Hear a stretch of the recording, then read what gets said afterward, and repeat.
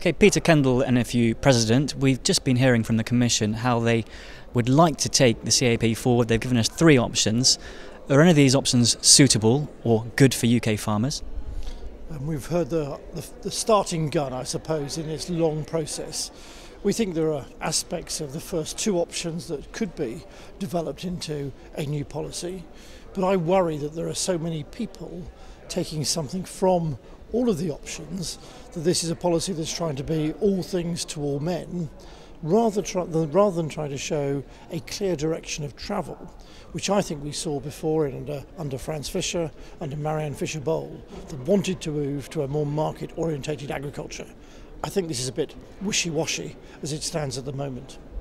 Are you worried that there's going to be a step backwards then, away from market-orientated policy, away from competitiveness, and towards something else, maybe the environment or maybe social policy? Absolutely. I have a real fear that when you look at where the world's going to be by 2020, the massive increases in demand globally and some of the other big challenges we face, we want European agriculture to be in a place to take advantage of those markets, to be producing more of our own food, and we think a policy that tries to tie in, as Mary McGuinness has just called it, oodles of green tape, and also social policy will hamper an industry that needs to keep driving itself forward to become more competitive in what will be a more global market. And how important is it, as discussion goes on, without a budgetary idea of what we're going to get from the European Union budget, how important is it that we continue this discussion sort of blind in a way? I mean, there's a big cloud over with the blank budget at the moment. I actually think the budget is a secondary debate. I think if we set the budget, we then work out how to spend it. I think we should work out, first of all, what the policy instruments we need to get agriculture as an industry into a better place. And then if we end up with 80% of what we want, we tailor it accordingly.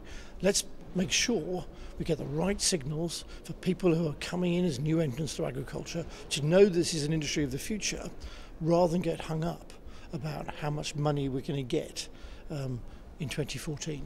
What are your biggest concerns?